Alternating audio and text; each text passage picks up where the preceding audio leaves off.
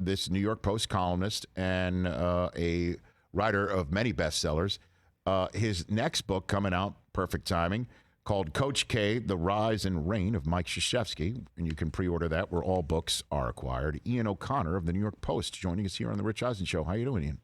Hey, Rich. Good to be with you. How are you? Yeah, I'm doing all right. So John Mara is chatting with the media right now.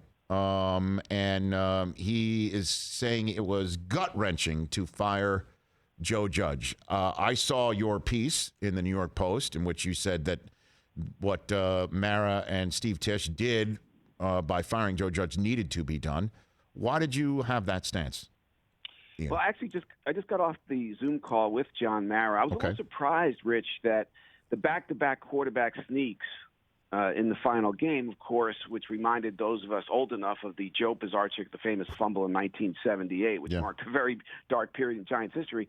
He said that was just a minor factor in the decision. And so I think the post-game press conference, the 11-minute manifesto from the podium after the Chicago game, that was a factor. But it was more that once they lost their quarterback, the operation just completely unraveled. And he said, John Mara said, I thought that we had dug ourselves such a hole that there was no way out. And so if he's being honest, it was really a culmination of what happened really after Daniel Jones got hurt and they didn't have a viable backup quarterback, and the entire franchise and operation just came undone. And that was the reason. I really believe that John Mara has always been a guy who looks for reasons to keep people, not fire them. And I still think Sunday he was looking for a reason to retain Joe Judge for year 3. So my personal opinion is that back-to-back quarterback sneak sequence had more to do with it than maybe John led on today. That's what caused me to come to this microphone in this chair on Monday, Ian, and say essentially what you were writing in the New York Post.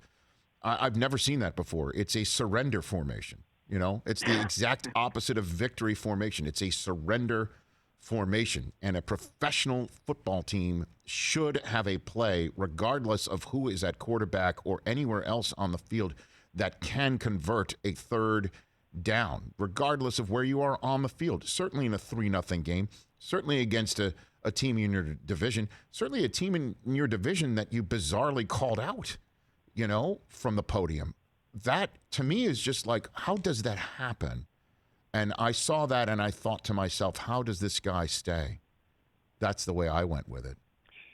That's exactly the way I went with it too, Rich. And if you recall, the Giants started a Super Bowl run from the 1-yard line on that Victor Cruz Christmas Eve 99-yard touchdown. So you can play football backed up against your own end zone. The Giants proved that 10 years ago when they won their last title. And so, yeah, the surrender, not only was it god awful at the end of a 4-13 season and 5 miserable years, 7 double-figure loss seasons in the last 8. But here's a coach who, in his introductory press conference, said, every play under me will have a life of its own. We are going to attack every play with relentless spirit and be. And I remember having a conversation with him on the phone where I brought up the fact that obviously he's a disciple of Belichick and Saban. And he turned the conversation away from those two figures toward Parcells and Coughlin and said, I want to be associated with those two people. For 2 reasons. They won championships with the Giants. That's what I want to do. And the physicality of their teams in December, weatherproof football teams, that matches up with the ethos of the New York, New Jersey region. And I want to put that product on the field. And then he did that on Sunday to those people, the 30, 40,000 who showed up, and to those who were watching. That, to me, was unforgivable. He could not coach another second for the New York Giants after he did that. Ian O'Connor, the New York Post here on the Rich Eisen Show. So then what is the issue? What can you put your finger on? Because, again, John Mara's dad's nickname is on the football. I mean, he's been around. He's as football of a football man as there is. He is also involved in the competition committee and a very influential owner in the National Football League. And the fact that his franchise, and I know half of it belongs to Steve Tisch as well, is sputtering like this. After Joe Judge comes after Pat Shurmur, who came after Ben McAdoo, who was allowed to bench Eli and smash that record-setting streak of consecutive starts in favor of a Jet quarterback who the city had a front row seat for his mediocrity for years. That was allowed to happen. What is the issue with the Giants, Ian O'Connor? Well, if you go back 10 years, John Mara was considered one of the best owners in the NFL. They had won 2 championships in 5 years.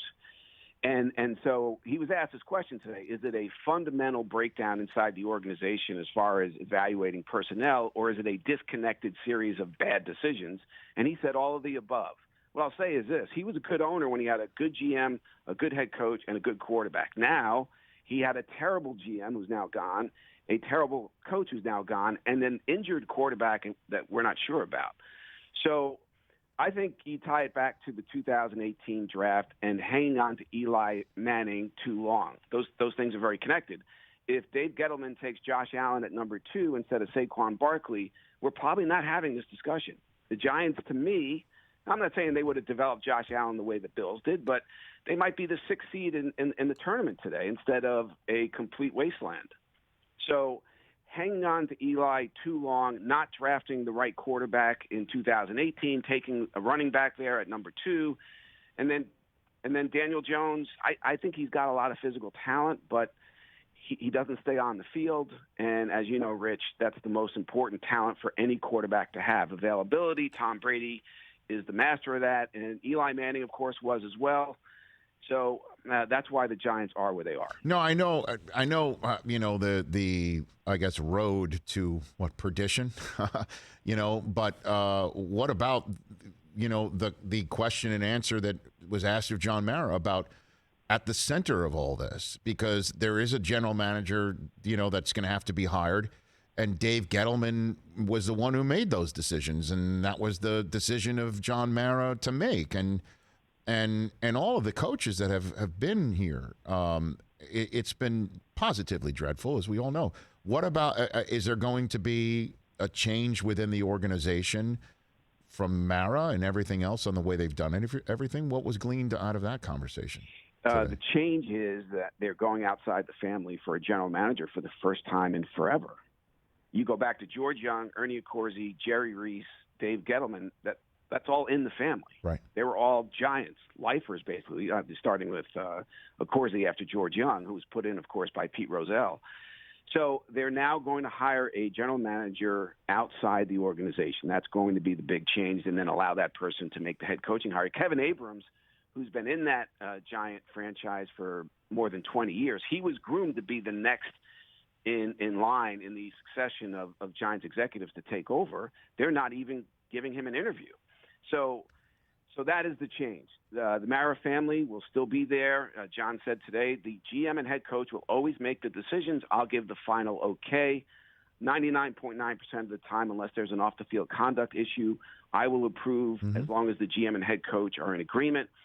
And so that's the change. They're finally going to hire a general manager from another organization, probably with zero ties to the Giants, and see how it plays out from there. Yeah, and then that guy will really or lady decide who the coach is. Like, that's it, and then we'll play it like that, right? That's the way it's going to go. Yeah, and then make the decision too on the quarterback. Yeah, what's the scoop there? What do you think? I mean, obviously he's under contract. They're going to use him next year if he's healthy. He's cleared in August for contact. That's a serious neck injury the guy had this year. It is a serious neck injury, and frankly, I've written this. So if Russell Wilson is available, and he may not be, I would pursue that. I think the Giants have to pursue that.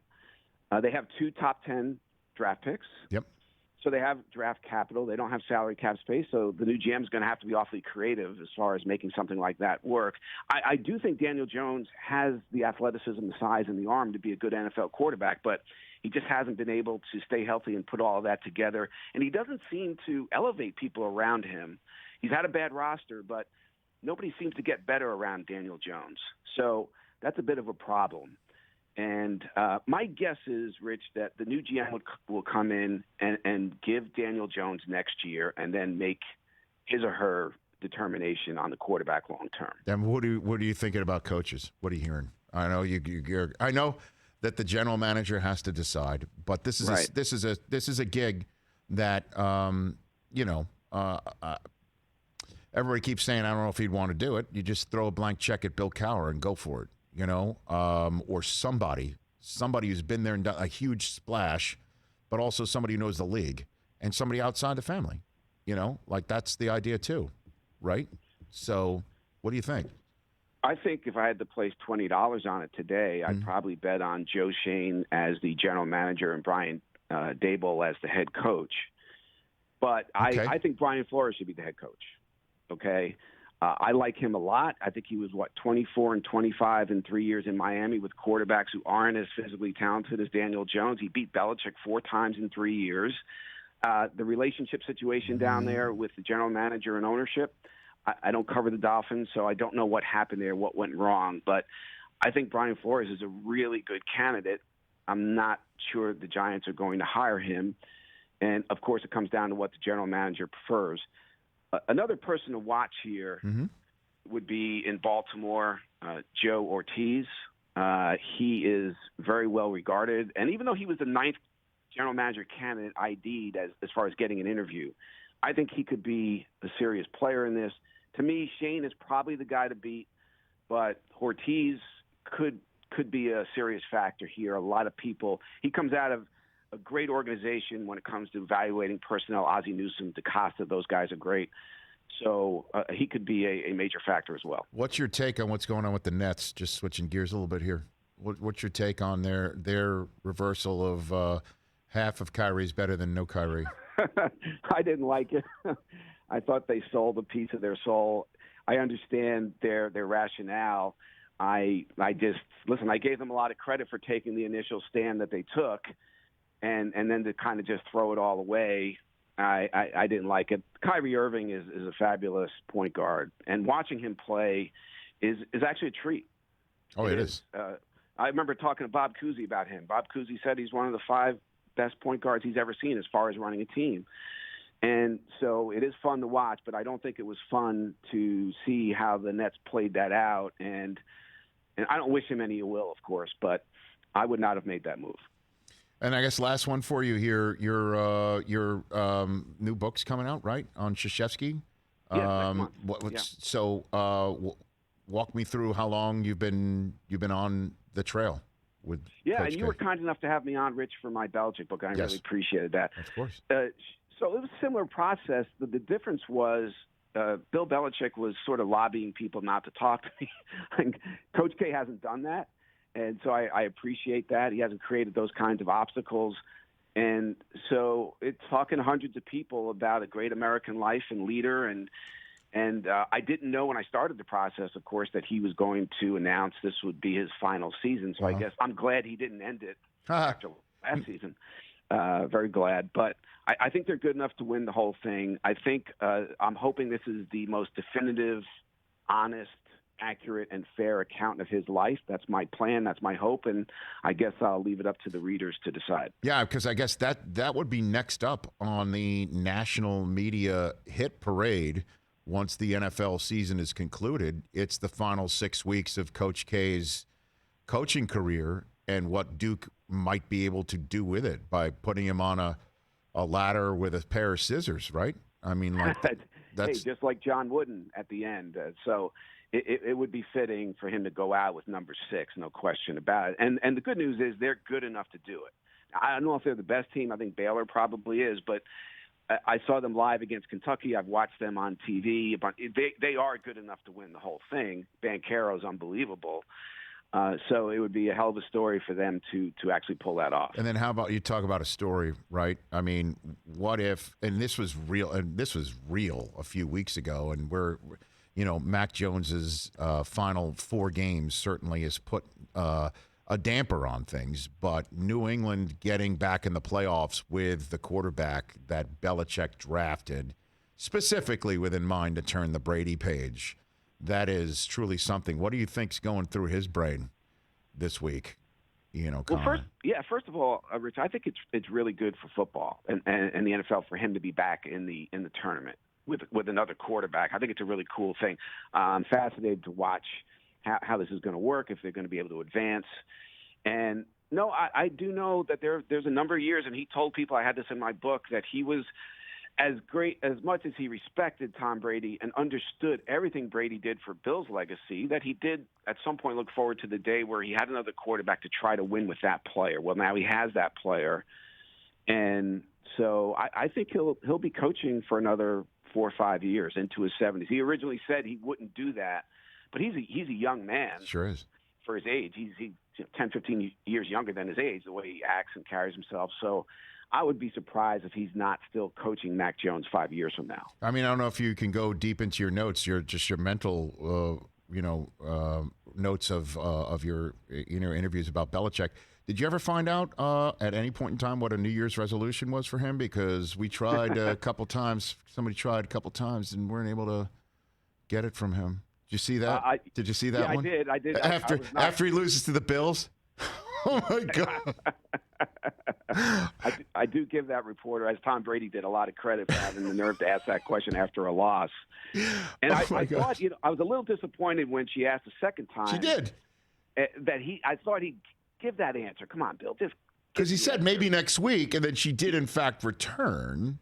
Right. Right. But that's when I thought, come on, give the answer. Now, he did smile. He did smile, so you give him that. But that would have been a great opportunity for him to show something there. So I was a little disappointed he didn't come through with an answer. Yeah, and today, I don't know, you might have been in that Zoom with John Mara. Bill showed up today with a cut-off sweatshirt that looks like it's a Top Gun sweatshirt. I don't know. It says Danger Zone on it. Ian, I don't know. Did you get anything from his history? Was he a big Top Gun fan? Do you know anything about that? Well, I don't remember that. I don't remember hearing that. Obviously, he's a big Naval Academy guy. His father spent so many years at the Naval Academy, and he loves that place. Okay. So there you go. So maybe there's the connection there. Okay. Was his father's nickname Goose? I don't know. I mean, it could be. I would love it. And I guess last one for you here. When you're writing about Krzyzewski, do you just have his name for you to just cut and paste when you're writing? You don't write it out every single time, right? I do, but you know what? It is the easiest name in the world to misspell, right? That third letter gets everybody. They want to go to the Y. They don't want to go to that Z after the KR. Right. And so I'll say this. Every time I wrote it, how many times I wrote it in the book is about 160,000 words, something like that.